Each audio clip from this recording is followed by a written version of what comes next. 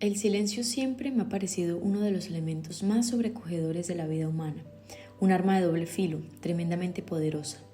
Aquel trayecto, pues, se iba haciendo largo, larguísimo, en razón de nuestros silencios que chocaban uno contra otro como piedras. Entré a la casa, tan digna como pude, sin duda con los ojos muy abiertos, expectante como un ladrón en medio de la oscuridad. En la base de la escalera estaba mi madre, que sin preguntarme nada me ordenó ir a mi cuarto. Hasta allá me deslicé cargando con mi culpa, como el preso que regresa a casa después de pagar meses de cárcel, y sentada al borde de la cama, permanecí a la espera de que algo aterrador viniera a revolcar esa azarosa quietud, a terminar de una vez por todas con mi incertidumbre. Al cabo de un rato sonaron unos golpecitos en la puerta. Era mi madre con la bandeja de comida. Sin la más mínima solemnidad me anunció que no habría nada de dulce en mi dieta en los próximos 15 días. Nada era nada, pero además y por razones obvias me cancelaban la mesada. Como ya dije, nuestros padres nos recordaban cada tanto tiempo que éramos pobres. Nunca lo noté de modo extremo, o tal vez sí, pero solo en lo que se refiere a la ropa, pues en nuestra casa la comida era fundamental. Mi madre, que había renunciado a su trabajo cuando se casó, dedicaba toda su energía, que era mucha, a las labores del hogar. No solo nos cosía los vestidos, y cuando las camisas estaban viejas les volteaba los puños y los cuellos, sino que preparaba ella misma toda clase de manjares. Como le interesaba contribuir a la economía familiar, se las ingeniaba para usar hasta el último recurso alimenticio. Así que comíamos platos muy novedosos, de esos que solo aparecen en tiempos de guerra o en países del tercer mundo. Torta de sesos, postre de calabaza, caldos en los que flotaban arepuelas de harina de trigo, croquetas con las más diversas mezclas. Y siempre postres humildes pero deliciosos. Adiviné que mi madre era la autora intelectual de la tortura que ahora me imponían. Siempre fue una mujer contenida, austera, con una voluntad de hierro, que se alimentaba de frutas y verduras y no tenía un gramo de sobrepeso. Pero además consideraba el azúcar como un enemigo de cuidado. Según ella, dañaba los dientes, afeaba la figura y sobre todo creaba dependencia en los niños y los ponía inquietos y desasosegados. Adiviné, no sin rencor, su doble intención. De un lado hacerme sufrir y de otro lograr que bajara los 5 kilos de más que hacían de mí una adolescente regordeta. Me sentí insultada. Bastó que me lo prohibieran para sentir que adoraba el dulce. A sabiendas de la inflexibilidad de mis padres en cuestiones de disciplina, decidí que solo había una manera de enfrentar la prohibición, anulando cualquier dolor y frustración. Decidí concentrando todos los poderes de mi mente que odiaba el azúcar, que la sola sospecha de su existencia me producía náuseas. Enseguida, echando mano de mi escasísima inclinación al pensamiento positivo, reflexioné que mi vida sin azúcar, esa sustancia tóxica y enervante, iba a tener la liviandad de espíritu de los míticos. Finalmente, y para imprimirle a mi elección un carácter ético, concluí que no estaría mal fortalecer mi voluntad con la sistemática privación de algo querido. Sería mi victoria sobre la autoridad de mis padres, mi triunfo sobre la arbitrariedad y la tiranía. En ese estado de reconciliación con mi suerte me dormí aquella noche y me levanté a la mañana siguiente. Desayuné como un monje, pero hacia la hora del recreo una fuerza siniestra empezó a apoderarse de mí. Era la fuerza del deseo de lo prohibido. En un primer momento, en todos mis horizontes comenzaron a danzar inalcanzables golosinas de toda clase, que venían a mi imaginación con un realismo exasperante. Más tarde mi mente fue absorbida por una única idea, que brillaba como una estrella al fondo de un agujero negro: comer cualquier cosa que contuviera azúcar. Empecé a padecer los síntomas del síndrome de abstinencia: falta de concentración, irritabilidad, fantasías perniciosas. 48 horas más tarde caí en la abyección, cambié mi borrador de nata por 2 caramelos de leche. No contaré todas las vicisitudes de aquellos 15 días, solo diré que aquella experiencia tuvo un valor epistemológico. Descubrí las torturas del deseo no saciado y comprobé que las derrotas de la voluntad recaen únicamente sobre la propia estima. Algunos años más tarde, sin embargo, cuando a raíz de un amor que terminó en abandono volví a experimentar la frustración del deseo, estas constataciones se enriquecieron con el convencimiento de que sucumbir a las adicciones y a las debilidades de la voluntad no es necesariamente villano, ni mucho menos innoble. Los detalles no importan, solo diré que durante meses estuve enfebrecida de pena, con mi mente girando obsesivamente alrededor de aquel amor perdido. Todo, absolutamente todo lo que sucede en mi vida iba a dar, mentalmente hablando, a aquel otro que respiraba mi mismo aire pero fuera totalmente de mi alcance.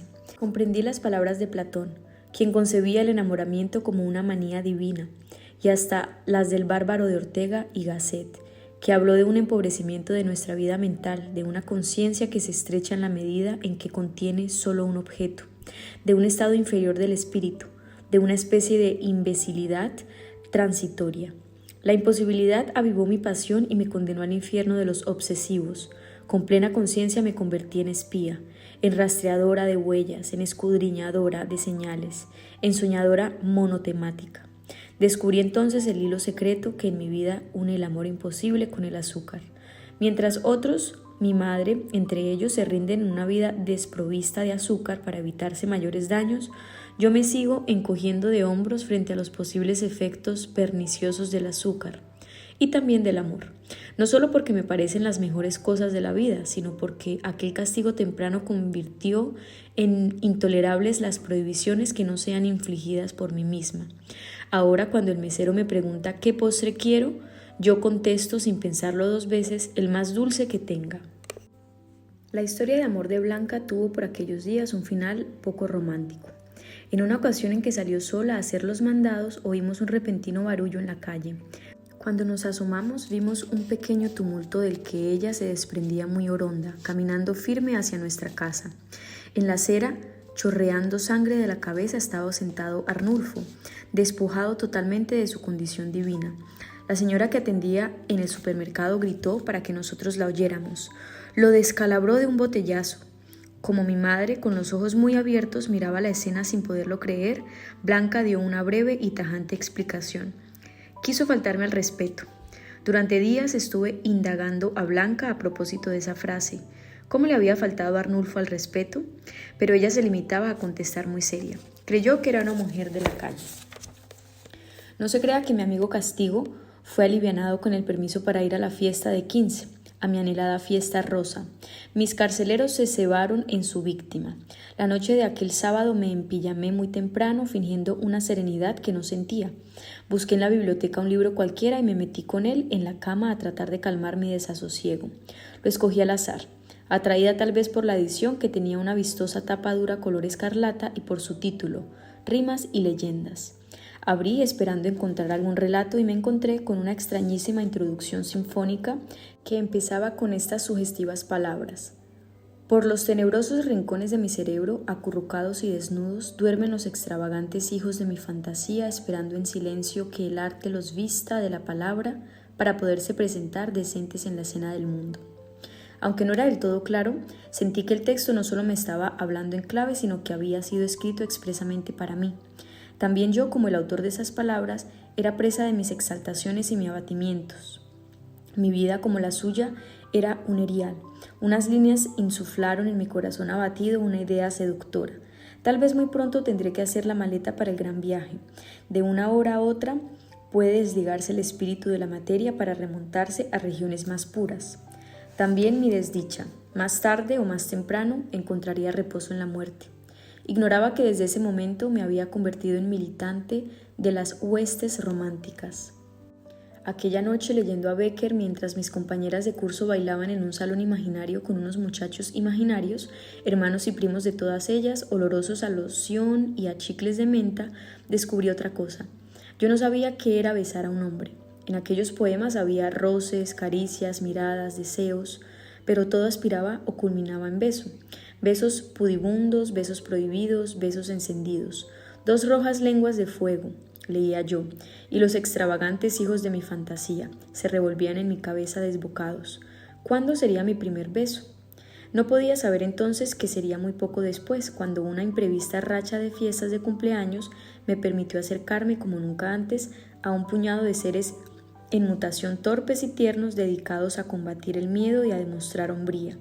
Los repetidos ensayos de baile que había estado haciendo con mi hermana me permitieron salir al ruedo más segura de mí misma que muchas otras y apretar las manos sudorosas de los valientes que me habían elegido como pareja, con una propiedad que hablaba falsamente de mi experiencia y desenvoltura. Algunos olían a cigarrillo y otros a sudor, otros a chicle y todos a una loción de moda que se llamaba pino silvestre. Todos esos olores impregnaban mi pelo y mi ropa y ponían en mis mejillas unos rubores exaltados que hablaban de mis secretas efervescencias. Contra todo pronóstico, tuve 2 pretendientes en una misma fiesta. Aquella constatación me abrumó. Hasta ahora me percibía solo como un turbión de desasosiegos preso en un cuerpo pasado de kilos y rematado por una cabecita atolondrada donde brillaban unos ojos minúsculos. Uno de los pretendientes, el príncipe del lunar en la mejilla, alabó mi sonrisa. El otro, el duque del mechón amarillo sobre la frente, la mirada. Al desconcierto siguió la secreta complacencia. Sus palabras me habían devuelto la carne, sus gestos encendieron mi sangre. Quise ser hostia en sus lenguas, alimento sagrado en su corazón. Como todos los seres que se creen feos o ignoran que son poseedores de cierta belleza, sucumbí al primer halago. El más osado derrotó al otro en la contienda, me arrastró con argucias a la cocina y cuando constató que estábamos solos, me estampó un beso. Fue un beso volátil, insignificante, ligeramente desviado del objetivo. Olores distintos, a limonada, a grasa de pelo, a sal, me llegaron a un mismo tiempo. Aquello duró un segundo. Alguien entró con ruido por la puerta de vaivén y el otrora valiente caballero dio un paso atrás con la cara encendida e inhibición evidente. Bailamos otras cuantas piezas sin mirarnos a los ojos y luego nos despedimos. Antes de irse, sobreponiéndose a su timidez, me pidió el número telefónico, que apuntó en la palma de la mano. Esperar es lo que hacemos diariamente de la mañana a la noche, y aún así no calmamos nuestra perpetua ansiedad, porque lo que en el fondo más añoramos nunca llega. Esta vez mi espera no fue metafísica, como casi todas las que vendrían después, sino concreta. O fue, si se quiere, metafísica en una segunda instancia. Un teléfono debía sonar, una voz debía pronunciar mi nombre. Entonces algo echaría a andar y el mundo se dispondría a otra pequeña novedad, inquietante como todo lo que comienza. Pero el teléfono nunca sonó. ¿Dónde estaba el enigma? ¿La culpa de que el teléfono no sonara era suya o era mía? De culpa en culpa nos vamos construyendo hasta que nuestras vidas se consolidan, como quesos llenos de agujeros. No sé si sufrí. Si fue así, debió ser un sufrimiento pasajero, porque una constatación irrefutable diluía cualquier sombra. Había sido deseada, había recibido mi primer beso. Razón tiene aquel que dice que los hombres se enamoran de las mujeres y las mujeres nos enamoramos del deseo que por nosotras siente un hombre. Llevada por el entusiasmo, olvidé el consejo de mi madre. No todo lo que se piensa ni todo lo que se hace se dice. En un rapto de fascinación por los sucesos recientes le conté a mi hermana que un hombre me había besado. Se lo dije así, usando de esta manera la gramática para ennoblecer el hecho, que era, en el fondo lo sabía, hasta cierto punto irrisorio. ¿Fue con lengua?, preguntó ella. Esa pregunta me dejó atónita. Mi hermana, con su cara de yo no fui, no era lo que yo suponía, una mojigata desinformada. No tuve más remedio que mentir. Claro que sí, le dije. Un beso de verdad siempre viene con lengua. Me miró con severidad victoriana, pero no hizo ningún comentario. En cuestión de semanas se produjo un cambio radical en mi vida. Algunos muchachos del barrio empezaron a tocar a mi puerta. No se trata de una licencia literaria, timbraban, pero en razón de las prohibiciones paternas solo podía recibirlos en el antejardín, donde un muro de piedra facilitaba las visitas, todo dentro de horarios muy estrictos. Más allá del jardín también estas compañías me estaban vedadas. La calle era, a ojos de mi padre, y mi madre lo secundaba, un lugar de perdición. Hubo tardes en que la entrada de mi casa se oscurecía, abarrotada de presencias. Cuando mi padre llegaba, mis amigos, como moscas asustadas por un palmetazo en la mesa, huían espantados. Mi hermana, como una chaperona indignada, me lanzaba cada vez que podía miradas de reprobación que yo no atendía. Mi madre, en cambio, se hacía la desentendida. Cuando en octubre traje a casa mi libreta de calificaciones, mi padre rugió incrédulo. 5 materias perdidas. En efecto, a las ya tradicionales se había sumado educación física. Porque qué atractivo había de dar 3 vueltas a la pista y cómo iba a poderlas recorrer yo, que amaba el reposo, la molicie. Mi padre concluyó, y mi madre le dio la razón, que la horda de bárbaros que asolaba las plantas del jardín y escandalizaba al vecindario con sus risas sin medida era la que acicateaba mi vagancia. De ahora en adelante se me condenaba a la casa por cárcel. Hoy en día ese sería un castigo ideal.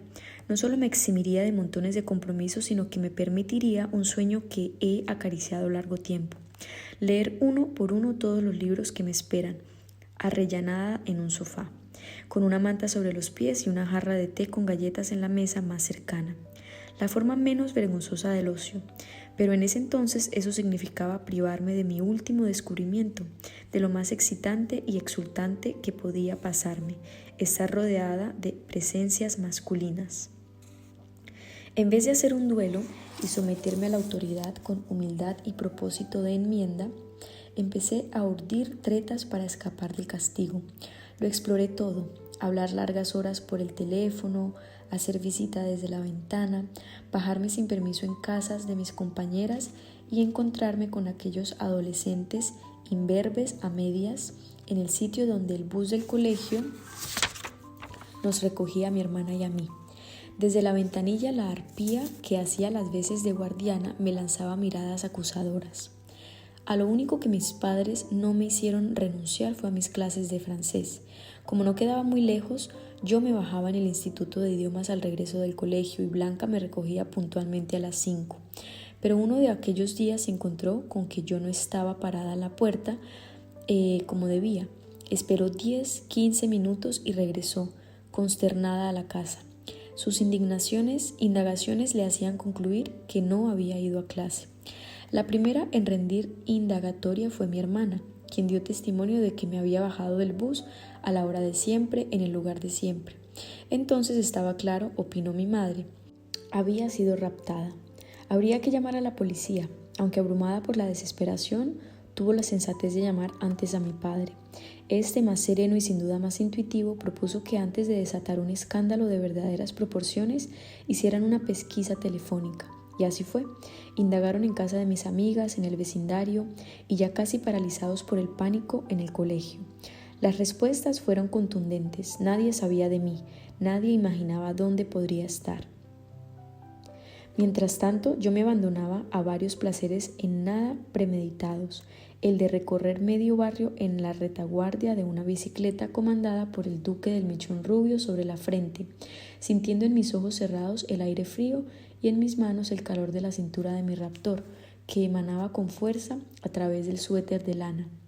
El adicional de disfrutar de un helado de ron con pasas, el sabor de moda en una butaca alta de una colorida heladería a donde el duque me condujo, y finalmente el de haberle torcido por una hora el rumbo a mi previsible rutina, ya que el azar quiso que aquel personaje se cruzara conmigo, casi me atropellara al bajarme del bus del colegio, haciendo que mi derrotero virara a la izquierda en vez de a la derecha, como estaba previsto.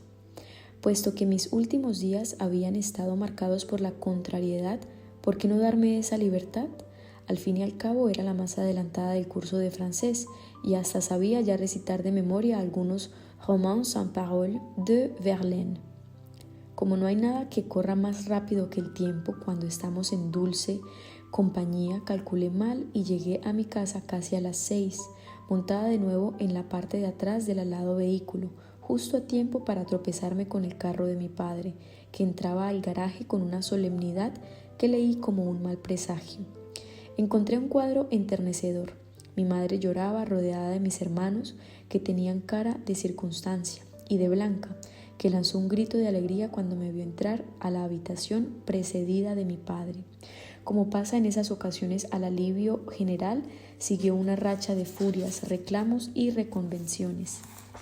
Mirándome a los ojos, mi padre me preguntaba insistentemente qué estaba haciendo. Me enredé en mentiras y ya todo fue confuso y difícil de esclarecer. Llorando aplastada por el miedo, me refugié en la cocina. Hasta allá llegó mi hermana y con una sonrisa de cortesano me susurró al oído. ¿Se estaba dando besos con lengua? Pronto corrió la voz entre las monjas. Yo era un ser pernicioso, la manzana dañada, la víctima de un demonio psicalíptico.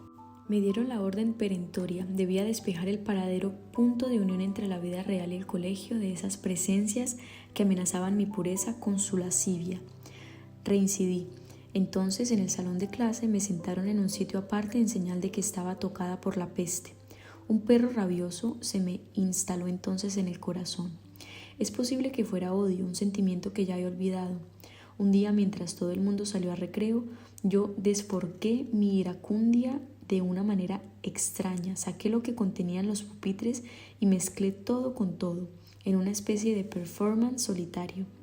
Luego, con letras muy grandes, puse mi firma en el tablero, a la manera de ciertos superhéroes del cine o la literatura. Para aquella obra apasionada todo quería menos la modestia del anonimato. Me expulsaron por 15 días del colegio. Mis padres, horrorizados de tener en su familia a una delincuente juvenil, me condenaron a trabajos forzados: lavar los inodoros, quitar el polvo, tomar 2 horas de clases privadas de matemáticas y trigonometría. El baño no podía rebasar los 5 minutos. El teléfono quedaba terminantemente prohibido. Con una ociosidad inaudita me entregué a aquellas tareas con una humildad que llegaba a parecer una noble expiación de la culpa, pero que no era otra cosa que un disfraz para la arrogancia. Pero entonces la maldad que me habitaba se tomó mi cuerpo. Me asaltaron dolores inesperados, náuseas, jaquecas. En la noche me despertaba bañada de sudor. Las ganas de vomitar me obligaban a doblarme sobre la taza del inodoro, a meterme los dedos hasta el fondo de la garganta. Lo que salía era apenas un leve rugido, un estertor desesperado. El agotamiento me hacía dormir. Las pesadillas volvían a despertarme. Empecé a enflaquecer, a palidecer, a tener ojeras. Mi madre optó entonces por llevarme al médico. Me pincharon, me observaron, me metieron una sonda y miraron a través de ella. Diagnosticaron una úlcera. Una úlcera, si apenas tiene 13 años. Se me curaría tomando leche, así de sencillo. Un vaso en la mañana, otro con el almuerzo, uno más con la comida y un último antes de dormirme. Sí, mamá. Sí, decía alguien dentro de mí. Quiero aliviarme. Voy a tomarme toda la leche del mundo. Voy a bañarme, a purificarme con leche. Uno de los capítulos de Moby Dick que más me gusta es aquel que habla de la blancura de la ballena. Allí el novelista explica cómo, a pesar de que la tradición asocia al blanco con belleza y refinamiento, hay algo en ese color que infunde más pánico al alma que la rojez aterradora de la sangre. Con el tiempo, esa misma impresión atroz iba a tenerla yo con la blancura de la leche. Y todo porque a mis 13 años me dediqué a ahogarme en leche. Para la oscuridad y sus miedos, leche. Para darme fuerzas al alba cuando el mundo surgía amenazante entre nieblas blanquecinas, leche. Para el desasosiego de mi cuerpo, que no solo no terminaba de hacerse, sino que en su interior estaba lleno de nudos y púas, leche. Para borrar mis pecados, leche. Para hablar con mi madre, leche. Para buscar a Dios en la nada, leche. De la noche a la mañana buceaba en aquel mar lácteo, tratando de hacerme fuerte como la ballena blanca, pero siempre al final de mi recorrido me esperaba un agujero oscuro por el que caía sin siquiera poder gritar, como un pececito llevado por el remolino, rendido a la corriente, desesperadamente mudo. Un sacudón y me despierto, asustada. ¿Qué está pasando? Es mi padre, grande, muy grande y muy enojado. Algo me pregunta y no entiendo. Ah, sí, pregunta por qué no fui al colegio. Estoy enferma, digo, estoy enferma, repito. Y recuerdo, la noche anterior estuve hasta tarde estudiando álgebra porque hoy tengo un examen. Si lo pierdo voy a perder la materia. Mi padre me estuvo ayudando con los ejercicios del libro de Baldor. Me acosté tranquila, con la certeza de haber entendido cosas que antes no entendía. Y a eso de las 4 de la mañana me desperté con náuseas, calambres, sudor en las manos. Estuve mucho rato volcada sobre el inodoro, tratando de vomitar hasta que me di por vencida. De mi boca solo salía una baba gruesa, una baba espumosa de animal moribundo. Exhausta me estiré en el baño, envuelta en una cobija, y me dormí. Al rato me arrastré hasta mi cama. Ahora que veo a mi padre de corbata negra y a mi madre detrás, con cara de angustia, también ella vestida de negro, la conciencia me viene toda de golpe. Acaban de llegar de la misa de aniversario de la muerte de mi abuelo. Ya el bus pasó, ya mi hermana, que tiraba esta mañana de mis cobijas para que me levantara, está en clase. Perdón, ¿qué sinvergüencería es esta? Son las 9. Estoy enferma, papá, estoy enferma. Explico los síntomas. Mi mamá dice que no debo preocuparme, que ya se sabe que es gastritis, que tengo que aprender a convivir con ella. Corre a la cocina y me trae un vaso de leche. Mi padre se sienta al borde de la cama, mete la cabeza entre las manos. ¿Está triste por mi abuelo? ¿Está triste por mí? ¿O estará arrepentido de haberme dado un golpe? Quizás se pregunta qué han hecho mal, en qué momento me salí de cauce, o reflexiona sobre la insensatez de traer hijos al mundo. Me acurruco en el suelo, muerta de frío, pienso en mis compañeras resolviendo ecuaciones y canto para mis adentros esa canción que a veces cantaba mi madre, caminando por la casa. Ay, Señor, ay de mí, cuánta amargura y dolor. ¿Qué se hace con una niña que es expulsada definitivamente del mundo del orden, de la cofradía, de las reglas, del coro de niños que canta las tablas de multiplicar por horas y horas sin cansarse? ¿Ponerle un delantal y condenarla a las tareas domésticas? ¿Mandarla al correccional?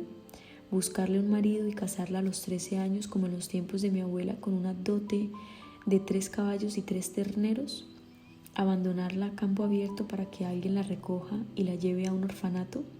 Cualquiera de esas cosas habría sido aceptada de inmediato por mí porque yo era nada, basofia, una persona descarriada que no merecía compasión. Por eso la decisión de mis padres, tomada seguramente después de muchas horas de desvelo, no solo no me dolió, sino que me creó una ilusión que iluminó a ráfagas mis vacaciones. En enero me mandarían a un internado, a una ciudad lejana, donde unos tíos me servirían de acudientes. Lo desconocido perturba. Por eso, a partir del momento en que supe que estaba condenada al destierro, me di a indagar por mi suerte. El clima era caliente. Me dijeron, iría sola en un avión.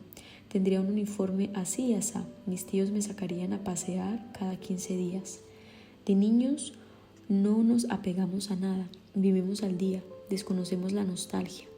Pero en la adolescencia ya nos hemos cargado suficientemente de afecto como para sentir dolor cuando nos separamos de las personas, de las ciudades, de las cosas.